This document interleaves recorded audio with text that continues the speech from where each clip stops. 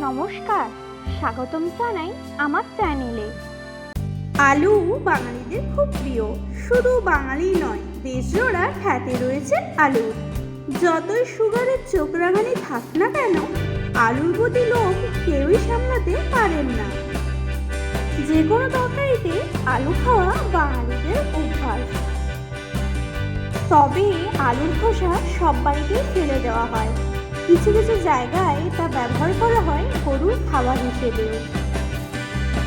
তবে এই খোসা ফেলে না দিয়ে কাজে লাগাতে পারেন আপনিও।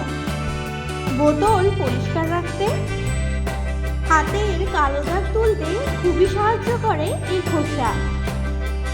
এছাড়াও বাসন পরিষ্কার রাখতেও সাহায্য করে আলুর খোসা। এছাড়াও আরও যা যা কাজে লাগাবেন চলুন জেনে নেওয়া যাক। আলুর খোসা ছাড়িয়ে আলাদা করে রাখুন। খোসা ভালো করে ধুয়ে জল ঝরিয়ে নিন। আলুর খোসার সঙ্গে সামান্য নুন যোগ করে ব্লেন্ডারে পিষে নিন।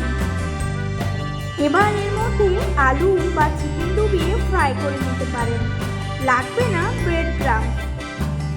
স্টিলের নোংরা বাসন পরিষ্কার করতে হলে আগে তাতে সাদা তেল মাখিয়ে নিন। এরপর জলের মধ্যে নুন দিয়ে আলুর খোসা ফুটিয়ে নিন। এবার সেই জল দিয়ে বাসন ঘষে নিলেই নতুনের মতো চকচকে হয়ে যাবে। প্রথমে আলু খোসা ধুয়ে শুকিয়ে নিন। একটি বেকিং পেপে ছড়িয়ে দিন এবং উপরে তেল দিন।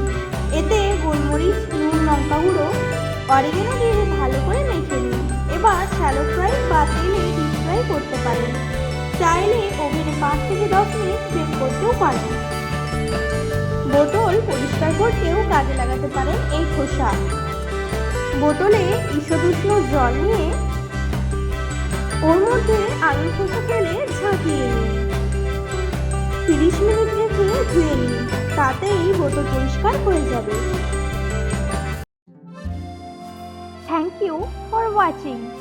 Please like, share and subscribe my channel.